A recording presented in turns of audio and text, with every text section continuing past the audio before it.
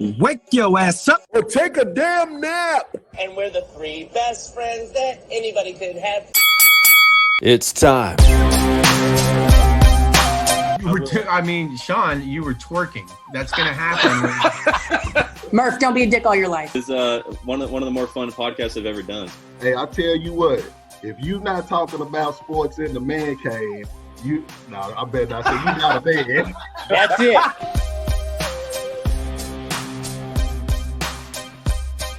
This is the best time of the year, the best show around. Friday Football Fever, 27 years. Is your mind just flooded with memories from everything since, like 1960? Yeah. You know, after 48 years on some place, there's all these memories that happen. And We made it. Barely.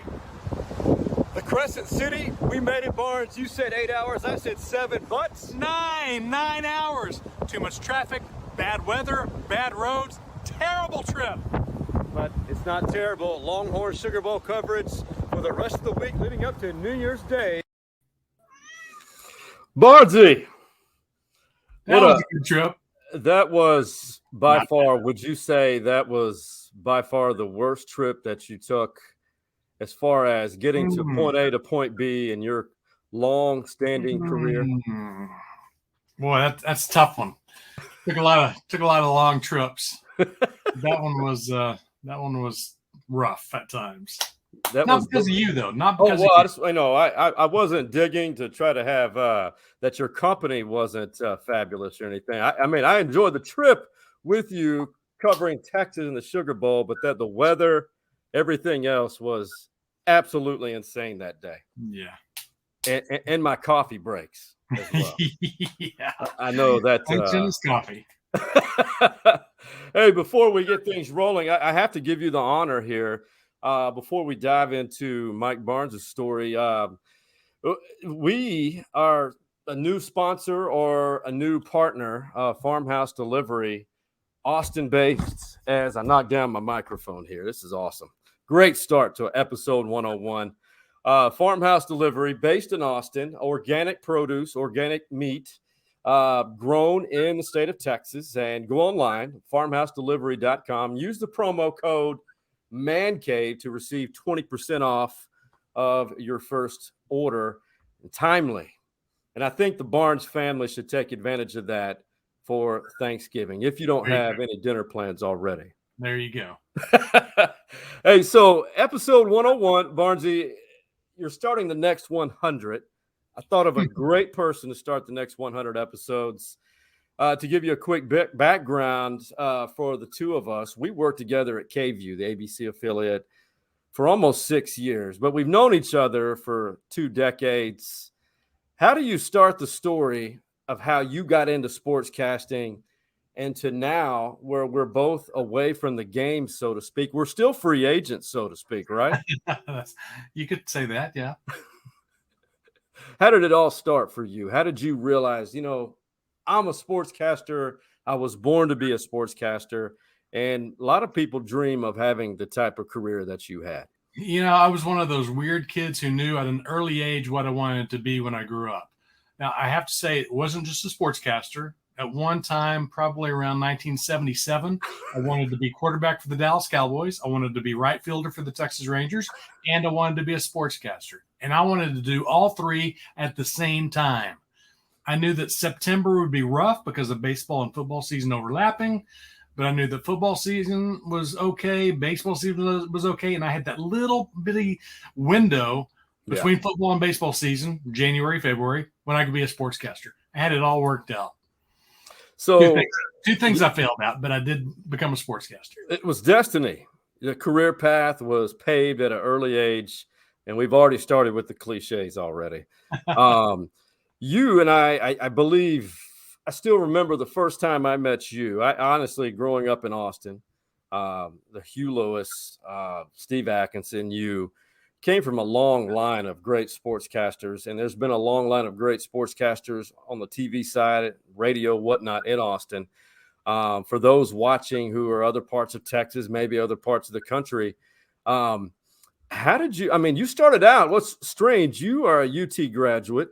A lot of people don't understand. You started out in Aggie land. I did. I mean, and that was a short term. Describe how that went for you. And you had to politicize bias. I graduated from UT in December of 1988, and I had interned from March of 87 through December of 88 at KVU. I started out, I had to have an internship for a class, and I just hung around.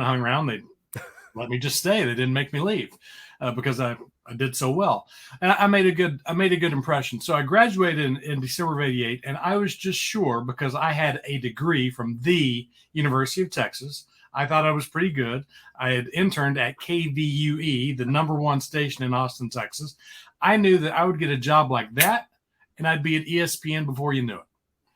Well, 3 months later, March of 1989, I'm waiting tables up in Dallas, where I'm from, at Spaghetti Warehouse. It's tough finding a sports job because, A, there aren't that many TV stations. Back then, there was no Fox, so there's only 3 stations per market. Right. You had to go start in a small market. So in a small market, there was usually only 2 sportscasters, so you had to wait for one to leave. It just didn't happen that often. And I probably didn't do a good job of trying to find a job because I'm a little reserved, a little shy. So I'm waiting tables at Spaghetti Warehouse, this is 1989. It's not exactly an expensive place. It's probably making about $10 an hour with tips. I get a phone call in the end of May, 1st of June, basically, from KBTX, Bryan College Station, saying they have #3 job. I'd applied for it, and hey, come on down. We want to interview you. I was like, yes. Yeah. I drive down there. I talk to them. I meet the sports director. I meet the weekend guy. I meet the news director. Goes great. They said, we'll be back in touch with you. So I come back home, work for another, 10 days or so at Spaghetti Warehouse, get called back again. Go back to Bryan College Station, and I interview again. And this time, besides meeting the sports guys and the news director, I go to the general manager's office. Whoa. He sits me down, and he's this older gentleman. He says, Mike, we'd like to offer you a job for $4.50 an hour. And in my mind, pretty smart. I'm going $4.50 an hour. That's a big pay cut. I'll take it. Hey, I didn't care because I just knew you had to get your foot in the door somewhere. Right. So I started working in Bryan College Station. I was covering the Aggies, and they were great to deal with. Meeting Alan Cannon and R.C. Slocum and all kinds of people associated with the athletic department there, and being there for the 1989 football season, it was great. I covered 9 of their games or 10 of their games. I didn't go to Washington, but I think I covered every other game that they had that year, and had a great time and worked my tail off. I had no life really there. Sad to say, didn't have a girlfriend, didn't have any money, making $4.50 an hour. I had nothing. So all I did was work. I was supposed to work 30 hours a week. It was a part-time job. I would go in at about 10 o'clock every morning and work until about 11 o'clock every night, 7 days a week. That's all I did was I worked. I made a good impression, worked hard, learned a little bit. And when KVU got a sports opening in November, they called me up and said, hey, send a tape. We have an opening. You have some experience. We want you back. So I sent in a tape, came over here and interviewed, and got hired and started on December the 11th, 1989. So I got really lucky to come back here at the age of 22 and was very blessed to stay here for more than 29 years. And you impacted quite a few people, and quite honestly, one of which was me. And when I was a senior or junior at Anderson High School, I remember, I don't know why, I got out of line of a warm-up drill and went up to you, and I don't know what I was thinking. I think it was at House Park. And no one saw it, not that it mattered, but introduced myself in full uniform for the mighty Anderson Trojans. There you go. So fast forward now, and you mentioned, and I'm going to jokingly say this, you mentioned $4.50 an hour. Not much has changed in the local TV business as far as salaries. No. Unfortunately.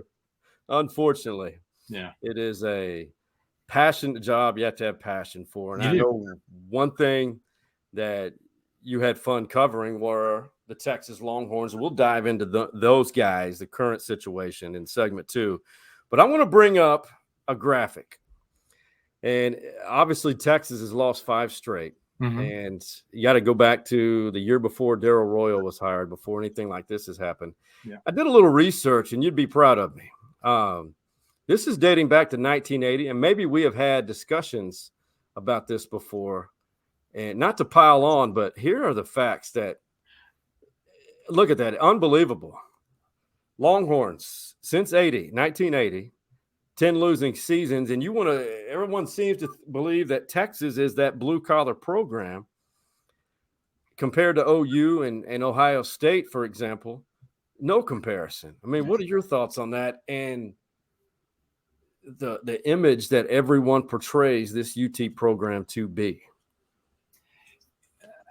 It's not that there's anything wrong with the program. It's mistakes with coaches, so to speak. Right. And I hate to be mean as I say that, but if you look at who the Sooners made some mistakes in the 90s. Right. And you have to admit that. They had some bad years under Schnellenberger and Blake.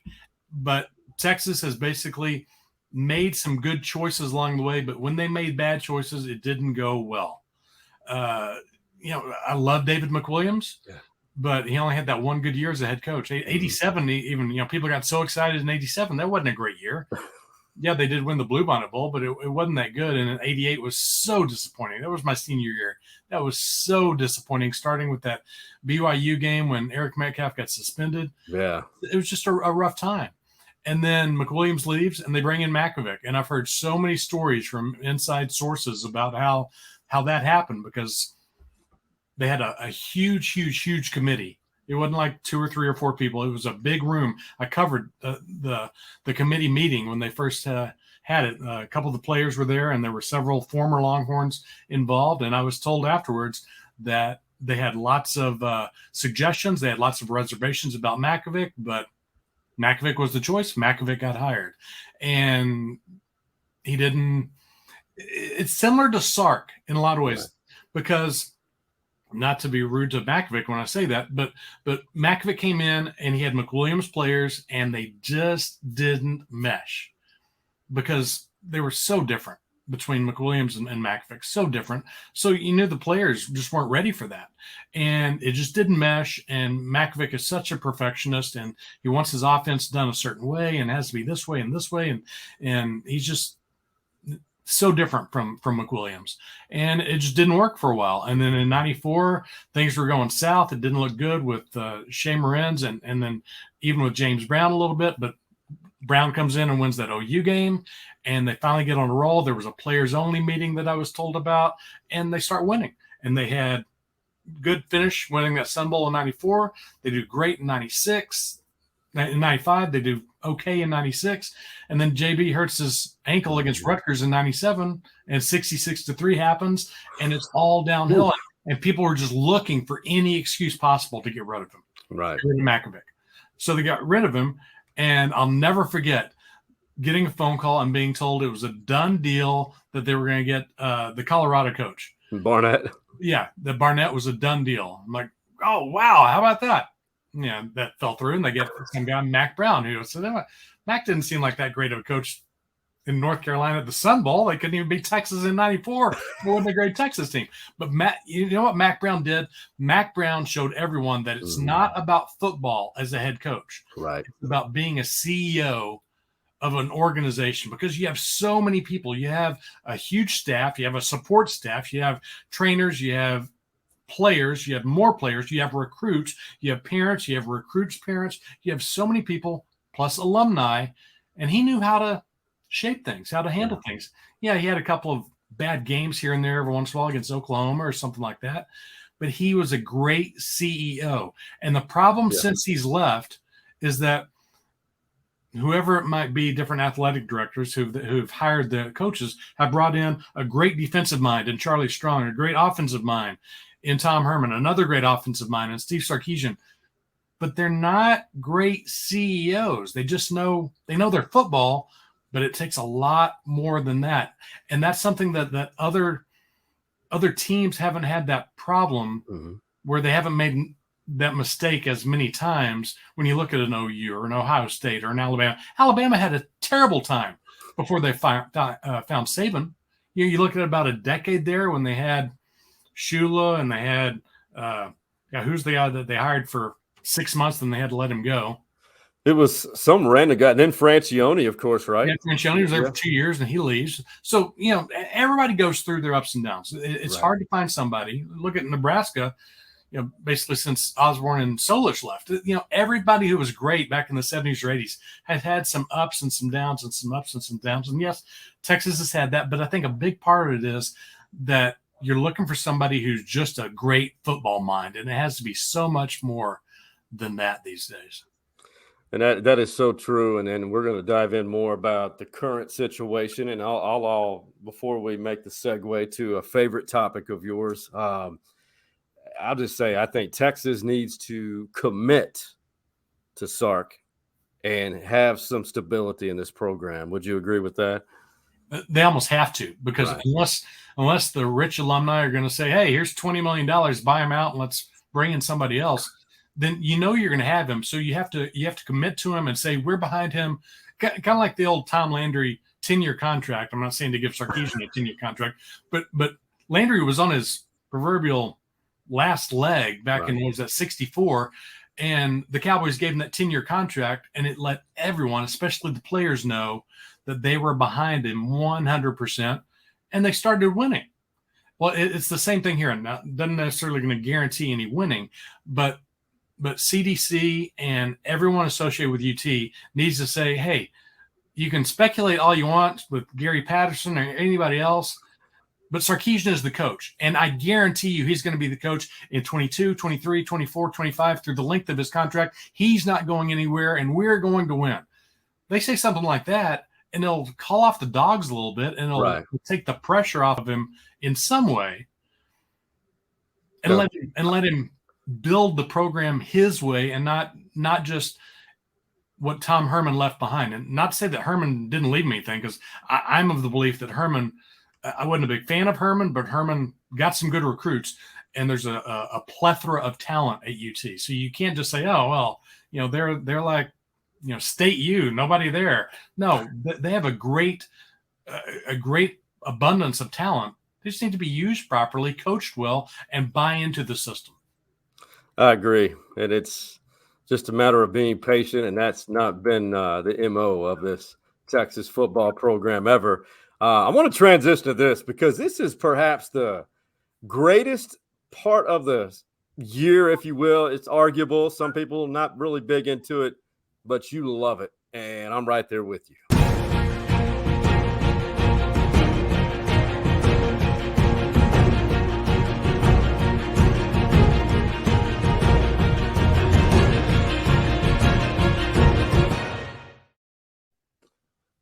The playoffs. I know we're 1 week into the Texas high school football playoffs, the journey to Jerry World.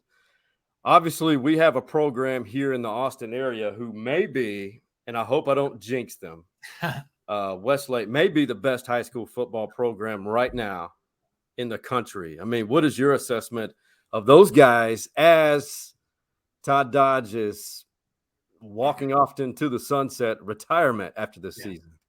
The thing that's so impressive about Westlake is they're so well-rounded. I mean, Dodge has a great offense like he usually does, where they average like 57 points a game. Almost the best ever for a 6A team in the history of the state of Texas. But their defense is lights out.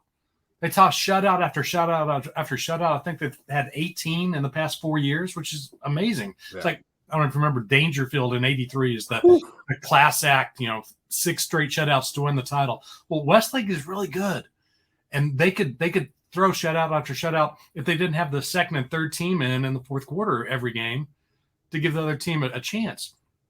They're just so good. So barring injury, knock on wood, I don't know what could stop them. I think Katie is going to give them a challenge in the semifinals. I think, Geyer, if it's Geyer, could give them a challenge a little bit in the finals, but probably not. It's just, I don't know what's going to stop them from winning. It'll be playoff win number 100. It'll be number 40 in a row for their win streak. They're just unstoppable right now. It's amazing. Again, Cade Klubnick, top-rated quarterback in the country. Clemson commit. Yeah. I know Texas fans are, hey, can we see if we can reverse that decision and have him sign early with Texas? I don't see that happening. He's a Dabo Sweeney guy. Yeah. What other teams – and I got to ask you this. Do you think this Westlake team right now is the best team ever from Austin? high school football history? Probably so, just because of the combination of offense and defense. Right. I can't think of one that's better. We've had some great ones through the years. When you go back to even, think of Thorndale winning the state championship, right, or Schulenburg winning the state championship, and Lake Travis had their 5 in a row. But no offense to LT, but they weren't known for their defense.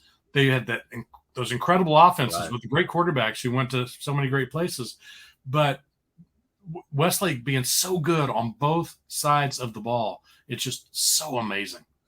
I agree with you. And the teams that come to mind for me that I can remember, the modern era, if you want to call the 80s modern, those Reagan teams were pretty salty, but yeah, having the chance to win a three-peat, and from this part of Texas at this high level classification, I've not seen any team or remember any. And I know your memory bank is pretty phenomenal with high school football.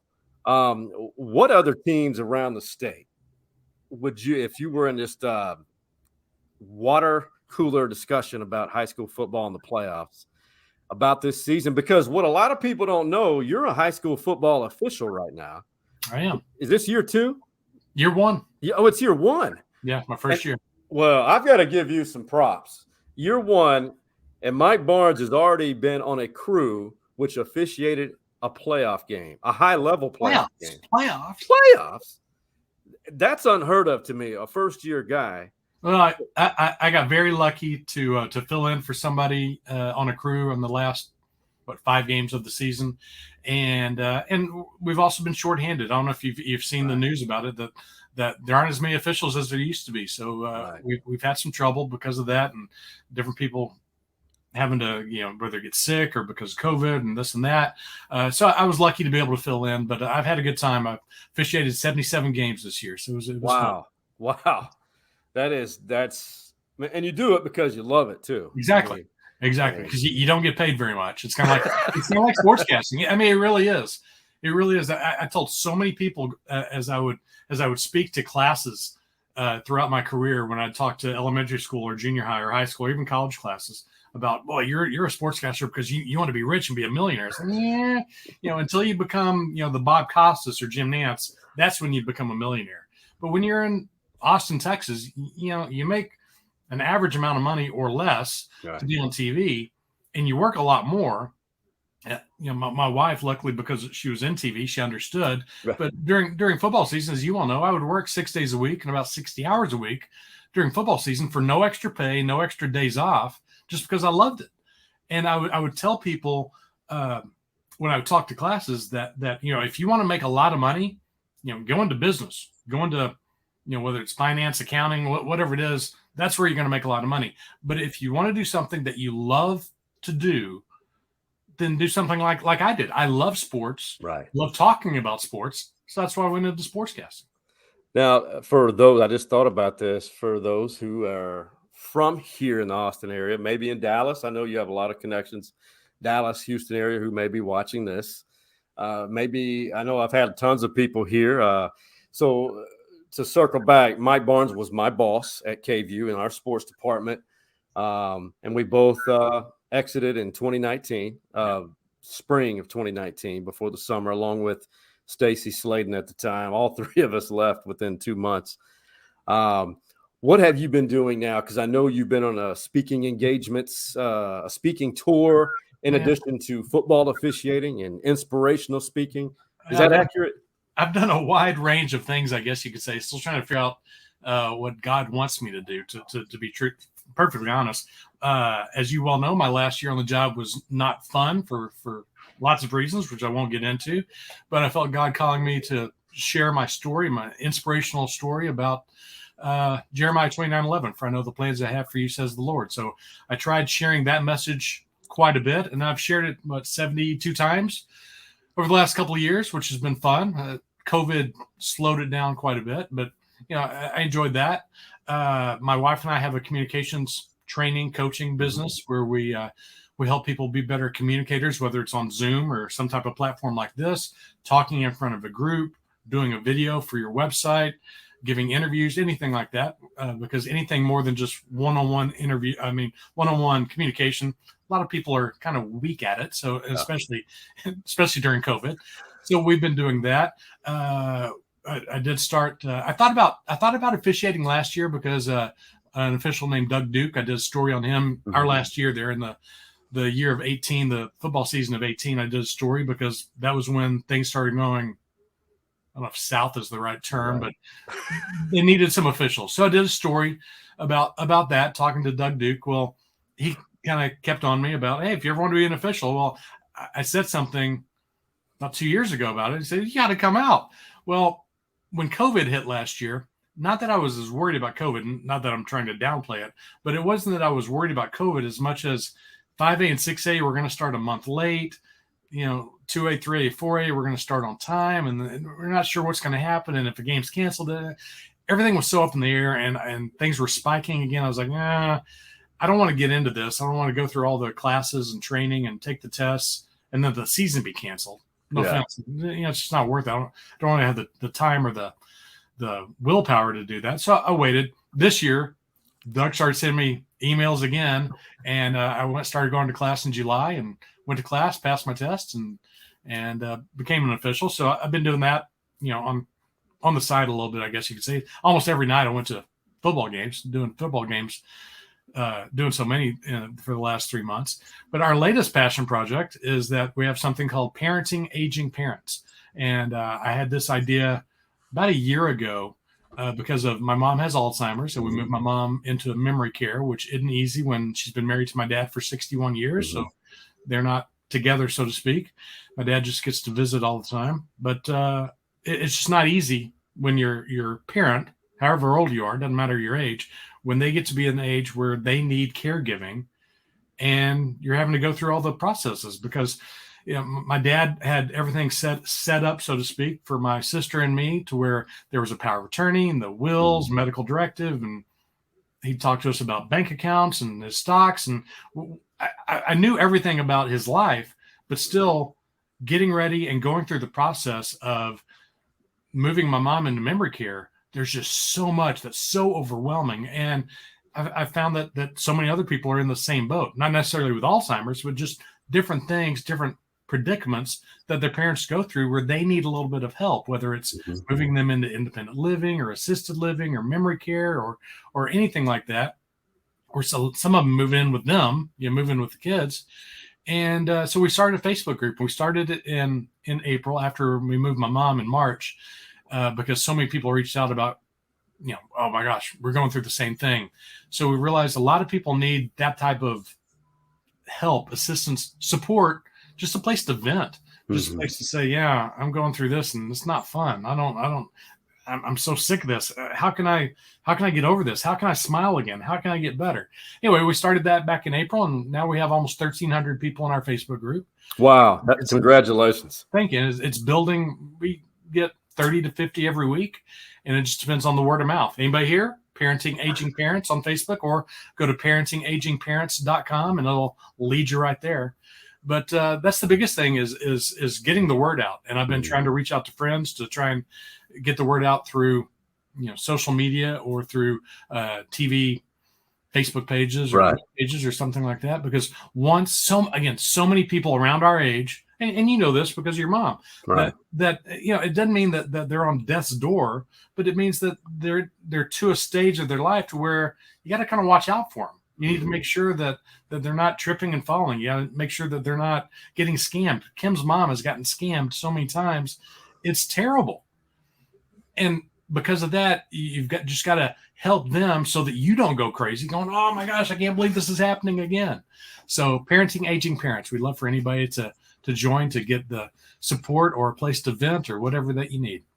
That's a good point. And that's honestly an excellent program because aging, and it's inevitable. Yeah. And our loved ones are going to reach that stage to where, they took care of us for so long. It's our responsibility as children. That's exactly right. And I think a lot of people in this age where, because of COVID, I think that we have a communication block.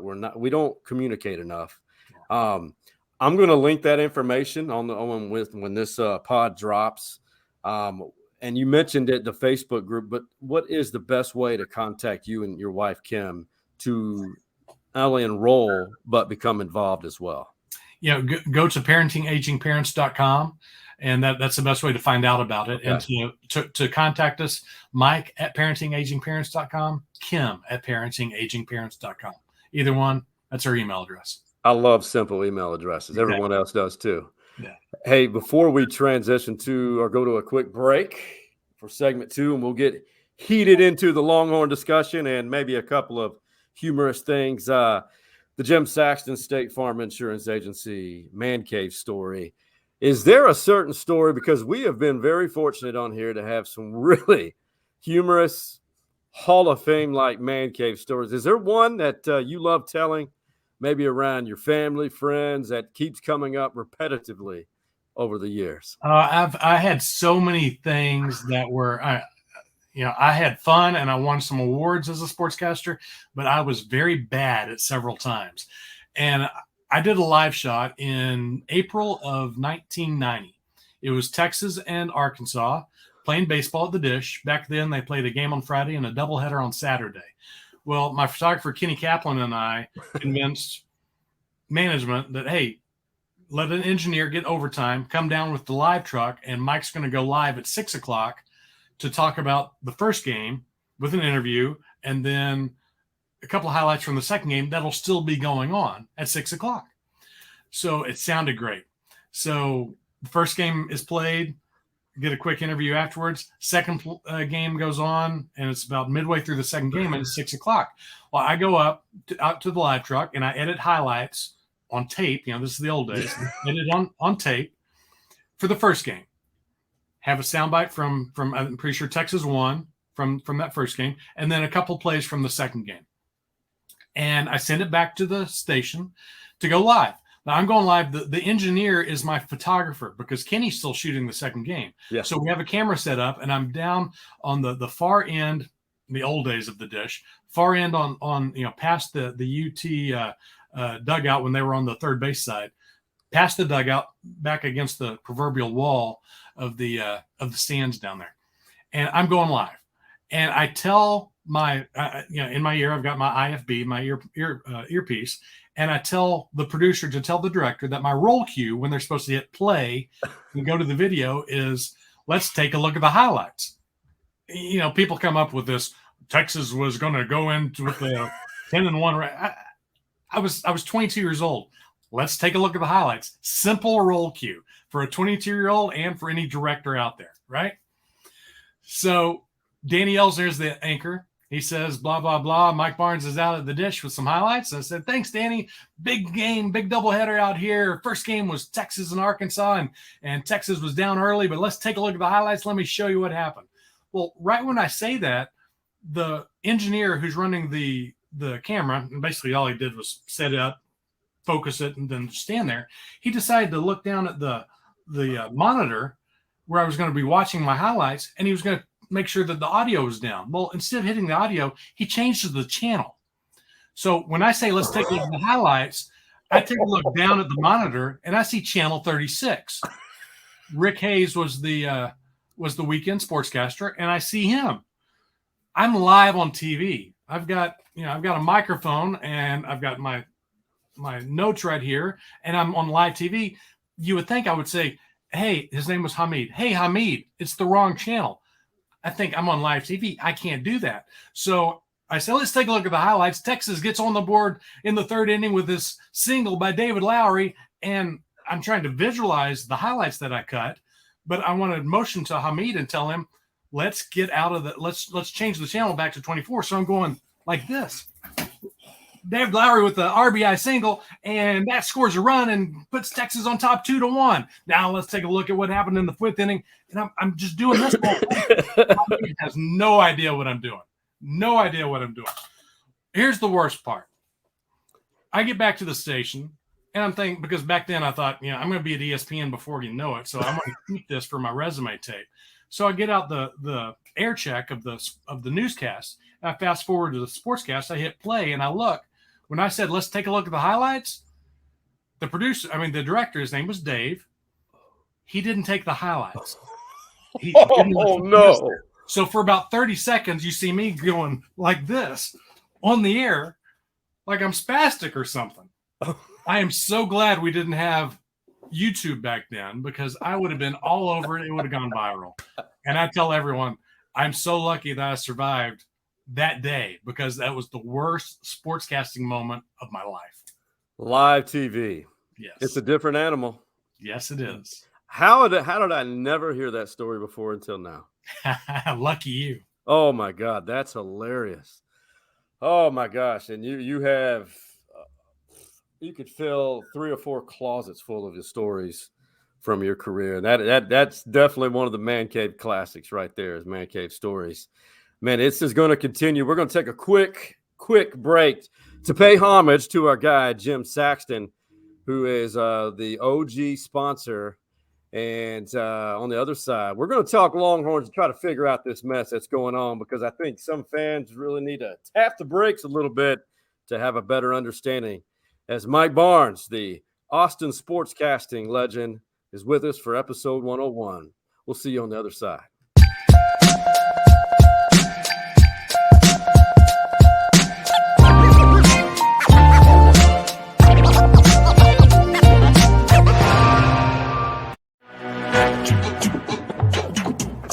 For all of your insurance needs, look no further than our primary sponsor, Jim Saxton State Farm Insurance Agency. The ATX OG has been insuring Austin for over 3 decades. And get this, Jim Saxton is a Longhorn legacy. He is the son of the late, great James Saxton, who was a Heisman finalist. Be sure to give him a call, or better yet, visit his website, saxtoninsurance.com, and tell him that the stories inside the Man Cave Boys recommended you.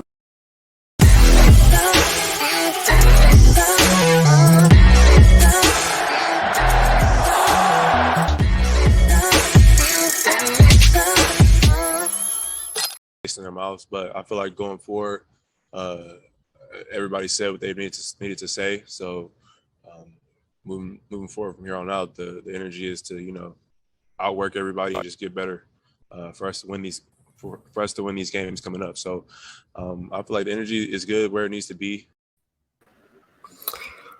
Barnesy, that was Roschon Johnson. According to rumors and everyone, he is the only guy there that one of the few that I can't confirm it, but one of the true dogs, so to speak, the leaders, vocal leaders. And as you know, when Roschon came in our last season covering Texas, he's one of the special guys. And a 5-game losing streak, 1956. Do you think Roschon is spinning it because he's a smart guy? Or do you think this team has it to win these final 2 games at West Virginia and then the morning after Thanksgiving against Kansas State? Never say never. They always have a chance. But if Roschon went in front of that microphone and said, my guys have given up, we don't have a chance, then that's when everything needs to go. That's when almost everything associated with UT football needs to be turned upside down and people fired and brought in, because you can't treat anything like that. Not when you're a competitor. You have to keep trying. You have to. And they still have a chance to go to a bowl game if they win these last 2 games. So they have to have that attitude. And even if they lose against West Virginia and just have K-State left to play, you're playing for pride. Right. So no matter what happens, you have to give your best effort, try your best, try your hardest, and try to win and try to prove everybody that, we were just trying to figure things out. We got down after losing to Oklahoma, and we couldn't snap out of it. And a couple of players on the team were the bad seeds, and we're going to get rid of them. And now we're back. We're going to be back, and 22 is going to be great, and this is proof why. If you don't have that attitude, as so many of my former Longhorn friends have told me, get out, get off the team, because you shouldn't be playing here. And that's the attitude that you have to take. 100%. Be a competitor. You were brought to Texas as an individual. You get to be a Longhorn. You get to play for one of the premier college football programs. And I'm with you. I mean, I think that it's a prideful group. They've shown that they're this close. There's just a lot of moving parts, namely quality, depth. Mm-hmm. And remember Coach Sarkisian after that debacle against Kansas. This is what he had to say, and he referenced a certain sign on the wall that you and I have seen quite often in that meeting room during postgame. It says it up on the wall right here in our team room. The team that has discipline, commitment, toughness, and accountability all of the time, that's what wins games, and that's what ultimately wins championships. And we didn't clearly play that way in the first half. And when you fall behind 35-14 at halftime, you got 3 turnovers, you can't stop the run, you can't contain the quarterback on third down. That's a problem. That's a huge problem. And I never thought I'd see the day Kansas would beat Texas in Austin. And now we're in a situation. Now, this is a stat that you'll appreciate, and you probably have done the homework for this. Include from 2010 to current this year, the Longhorns have needed to win one or two or both or two of the final 3 games of the season to become bowl eligible. I mean, how do you translate that without overreacting? You can't like that if you have anything to do with Texas football, because it's such a long dry spell. You look at the bad times, so to speak, from 85 to 95. And yeah, it was some bad times. And yes, there was only one 4-year stint in the history of Texas football when they lost all 8 games, 4 games to OU, 4 games to A&M. In every other season, they had at least a tie or a win somewhere. They never went 0-8 except for the 4 years when I was a student at UT. So I know something about bad times at UT. I know something about it. But even then, as things went downhill in 85, 86, a little bit of an uptick in 87, 88, 89, 90 was incredible. Mm-hmm. 90 and the 90 football season was my first year back as a reporter, and oh my goodness, it was fun. I had so much fun covering that team. It helped make me a Longhorn fan again, because you kind of get numb about it with all the losing when you're a student and you see that happen. You just can't help but do it. And I became good friends with so many players at the time because things were much more open then. Because now it's so closed. It's hard to talk to them. It's hard to visit with them. It's hard to say anything besides football questions to them. Otherwise, somebody's right there saying, "Stop! You can't ask that question." That's exactly. Back then, Berlin Wall. You could talk about anything, and I got to be friends with lots of guys: Oscar Giles, Lance Gunn, Peter Gardere. So many guys I got to be friends with, and I'm still friends with today. Jimmy Saxton. I have so many friends with people from back then. But then after that, 91, the offense goes downhill, and they have just all defense, and they lose, and they lose McWilliams, and McAfee comes in, and 6-5, 5-1, and it was rough. But they had that 1 year in 90. Well, you can't look, even the Sugar Bowl we talked about earlier in 18. Yeah, they went to the Sugar Bowl and they won the Sugar Bowl, but it wasn't a great season. They still lost 4 games, right? That's you can't say it's a great season when you lose that many games. And even into the 90s. In 96, they went 10-1-1 or 11-1-1, and then 96 they lose 5 games, I think it was. It's still won the Big 12, the first the Big 12. But so that there were peaks every once in a while, but there were so many valleys. But there hadn't been, basically, other than that Sugar Bowl, there hadn't been a peak for the last 10, 11 years. And boy, that makes it tough on the players, on the coaches, on the fans, on the students. Again, I know from experience, when you're a student and you're going through something like that, it's just hard to be positive about it, hard to be upbeat about it. And I didn't go to I think you did. I didn't go to that Kansas game. But afterwards, I told my wife, I said, it's going to be interesting seeing the crowd at the K-State game the morning after Thanksgiving. Because I remember some of the games from the past, 91 at the end of the year, 89 at the end of the year, when not that it was empty, but when there's 70,000, 80,000, 90,000 seats and you have 20,000 or 30,000 no-shows, that's still a lot of empty seats. So it's going to be interesting to see, especially if something bad happens against West Virginia where they can't go to a bowl game and all they're doing is playing for pride, what kind of support will they get? But that's where, even if that happens, that's where the team has to come together and play for pride and prove something. And that's when the administration has to say, I don't care what happens, even if we finish the season on a 7-game losing streak, Steve Sarkisian is still our coach because he's going to get us wins. He's a great offensive mind. The players are behind him. He's going to build his own team and things are going to be great. And we're going to go to the SEC and just roll through things. Whatever they say, they need to be behind Sarkisian, because if not, if he keeps floundering like he has for the past week or two, it's not going to look good. There have been so many articles written this week about how Sarkisian, he's on his last leg. Last leg? He's been here for 2 games. Are you kidding? There's no way you can give up on somebody unless they did something reprehensible. You can't give up on somebody that fast. You just can't. It's not good for the program, any program, not just Texas. But I think this is a turning point for this program and that's why I showed that graphic at the beginning of this pod. The last 4 decades, all you have of Texas football that really is great, even though they're second or third all-time in wins, is the Darrell Royal era, and then Mack Brown. Those are the only 2 eras which truly gave Texas the identity that it has. And then you have mediocrity.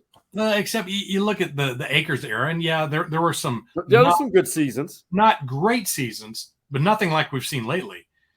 You look at the fact that they played for a national championship in 77. They had a chance to win if it wasn't for a muff fumble in 83. 81 was a great year. 84 started off great, and then it collapsed, and it started a downhill turn that lasted for over a decade. So, again, there's no excuse for Texas because of the facilities, the budget, the talent they're able to get in, and they always have. They've always had great talent, and they should be able to get any coach that they want. I don't just mean head coach, but assistant coaches. Between the money that he has and the fact that it's Texas, Sarkisian should be able to get almost any coach he wants to come in and help him rebuild things. If he brings in another defense coordinator, it would be the 7th in the last 10 years or something like that. It's like, okay, just bringing in somebody new is not going to fix things. But bring in somebody who knows what he's doing, who can work with the talent and cannot try to just put in, plug square holes with round plugs, so to speak, which is what they've been doing to me this year, is make sure you have somebody who can come in and use the talent they have wisely to make it work. But as long as the coaches, to me, the coaches and the players are kind of like this, because I think the coaches want this, the players want this, and they're like that. And the coaches aren't taking the players and making it mesh with the system. And it doesn't work, especially on defense.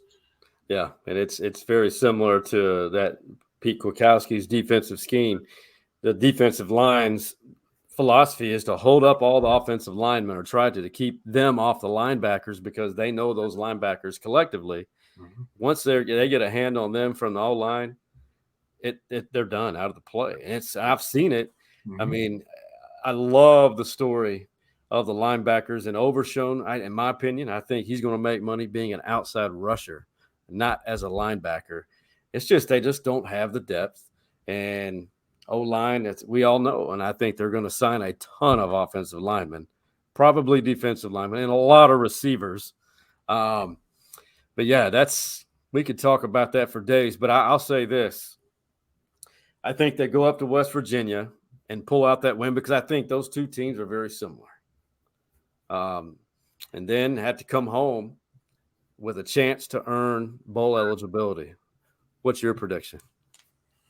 Will they make it to a bowl game? Or you ask me that? Or the scenario of these last 2 games for I'm you? gonna have to say no. The way they're playing right now, you're gonna be playing on the road at West Virginia. It's going to be cold. It's not going to be a friendly environment, even though it's not a big stadium. it's tough to win there. We've seen that with better Texas teams in the past. And K-State is playing really, really well right now. I think they're going to give – I think they played Baylor this week. I think they're going to give the Bears trouble. K-State's going to be tough. Between the two, it's going to – something miraculous is going to happen, similar to 94 with that players-only meeting to sort things out and figure out what's due. And even then, the coaches kind of change things a little bit to make things work offensively and especially defensively. To make things better and to really take advantage of the talent that they have. That's the biggest thing. Again, I hate to hark on it too much, but the coaches need to look at the talent that they have and take advantage of the talent, because the talent is there. Now, it may not be exactly the right talent for their system. Change your system a little bit. It's like, you know what? Greg Davis was not my favorite coach. He was a little different in some ways. And we had a couple of little discussions along the way. But Greg Davis changed his offense completely to take advantage of the talents of a guy named Vince Young. Because he realized he tried making Vince Young a pocket passer, you know, like Mock, like Sims, like Major. It didn't work. So what did he do? He brought in something new, tried something new. And what did it get him? Got him a national championship. Now, I'm not saying that you're going to revolutionize college football by bringing something that nobody's ever seen, and it's going to be a zone read, and there's going to be a national championship next year for Texas. I'm not saying it's going to be that easy, but sometimes you've got to not be so rigid and stern about, nope, it has to be this way. This is the way that I do things. The coaches, I think, need to change things a little bit to try and take advantage of the talent that they have. What Kim and I tell our clients that when we're working with people for communication is set yourself up for success. Set yourself up for success. So that's what you need to do with these players. You know, whether it's because they're quick at defensive back, they're too slow at linebacker, they're not strong enough on the defensive line, or whatever it may be. Okay, take advantage of that. Take advantage of that and work it around to make that your strength and not your weakness. And I know it can be done. It's just that there are some coaches out there, no names mentioned, but there's some coaches out there who get hard-headed and say, nope, it has to be this way. This is the only way it can be. If this group is supposed to be an innovative group of coaches, and without Bijan Robinson, who's done for the year, and a few other players, Josh Thompson on defense, who's out, I think you're right. There has to have something like that happen. And maybe they should take a lesson from Jeff Traylor at UT San Antonio, 10-0. I'm going to go watch them this weekend at the Alamo Dome. But see, Traylor is a great example. I'm not saying that he's, you know, the incredible coach and that's who you need to bring in, which some people are saying. What I'm saying is that I think Traylor has gone into UTSA, which I'm sorry, no matter what you say, you can't tell me UTSA has better talent than Texas. There's no way that they do. Because it's UTSA. Right. Their football team has been around, what, 10 years? Yeah. It's been that long. You can't have get that good of talent for a small school like that doesn't have a rich history. It's UTSA. No offense to UTSA. It's just the way things are. It's like any minor university in the state of Texas compared to UT. UT always has better talent than any of these smaller schools. But they're coached better right now. Traylor's taking advantage of his talent, setting themselves up for success, and winning because of it. Great coaching because of that. 100%. And I couldn't agree with that. And he gets it. He's not the corporate guy. He's a deeply connected Texas high school football coaching legend. Hey, how about we end things on a positive note? Hey, man, tell me something good.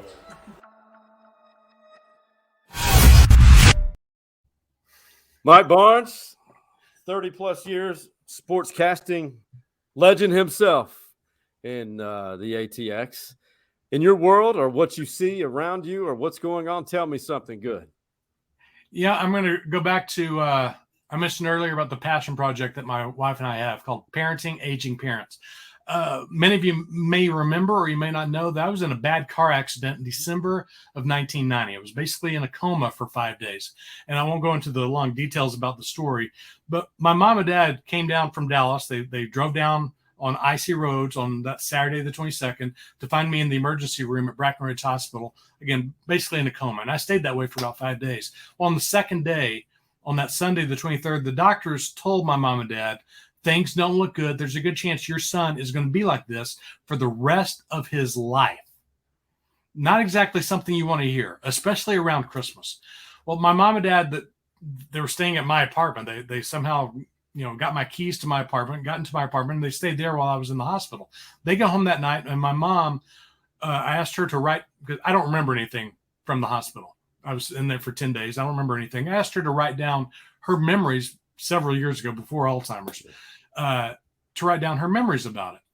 And she wrote down that they went to bed that night and there were no words that could be spoken between the two of them because they were so crushed, upset, hurt, sad. There's nothing you can say when someone tells you that your child may be basically in a coma for the rest of his life. There's nothing that can be said, nothing that can help you feel better. And she said they just laid there and fell asleep, sad, emotional. It was the worst day ever. But she said they got up the next day and they said, we don't know what's going to happen, but we cannot be bitter, sour, upset, sad around Mike because he'll feel that. So when they went back to the hospital, they stayed upbeat and they put smiles on their faces. They talked to people because I had lots of visitors from the station and different people around that I knew from around the city who came to visit me in the hospital, even though, again, I was out of it in ICU. But people who came to the hospital to see me and saw my mom and dad, and they told me later they couldn't believe how upbeat my mom was. And it's because she took the attitude, you have to stay upbeat because I don't want Mike to ever feel that bad sense of depression, sadness, anger, however you want to describe that emotion. That's just not positive. And it worked. Again, I snapped out of my coma basically on the 26th. I got out of the hospital on the 31st. I was back at work on the 17th, and I'm back to normal, so to speak. But my point is that, we moved my mom into memory care on March the 8th. And so it's been over 8 months, coming up on 9 months that she's been in memory care, away from my dad after 61 years of marriage. She's being taken care of great, though. But when I go to visit her, I know I'm not going to go in there and say, oh, Mom, I miss you so much. This is so sad. I'm trying to be upbeat. And when I talk about her, I'm trying to be upbeat. And with parenting aging parents, I'm trying to be upbeat to help other people realize that there is help out there. There is support out there, and good things are around the corner for all of us. And you just have to trust in whatever you believe in, whether it's him or something else, but have trust that good things are there. And it's the same thing with UT football. You have to have trust that good things are there. And as long as you're sour about things, as long as you're upset about things, as long as you're griping about things, as long as you're pointing fingers about things, things probably aren't going to improve. And you're going to stay sour and not give off that positive emotion, that positive mode of your personality. And being positive helps in so many ways. I learned that from my mom. I've experienced firsthand, and everyone needs to experience the same thing as well. That's inspiring, Mike. And that is amazing what you and Kim have done. And we're definitely going to link that on the post for here on YouTube, whatever platform you're watching this on, and on our Twitter handle as well, and on Instagram. You could be watching this on Facebook. So look above the information. There's the description of the episode. You'll have that information, and I think that will be beneficial to so many, and be a part of the solution, not contribute to the problem. That's basically the message there, and to be happy. I'll tell you something good, and we've got 50 seconds. I want to tell you this is the greatest time of year because not only do we have high school football playoffs, college football is peaking, and we're talking about postseason. The Dallas Cowboys are playing amazing football, but you're starting to see everyone really take a deep breath because we've all been through a lot. And I see the holiday decorations. I see everything. I think people are happier and they're willing to talk. And Mike, this has been phenomenal, and I'm really grateful you were able to join us for an episode. Thanks for having me. I appreciate it. It's like old times. Hey, for the Mike Barnes and the original OGs, Big Mike, Coach Mo, and Hardball Harge. We are out. You see the drippy, I'm fitted up. Hop in my car and the giddy up.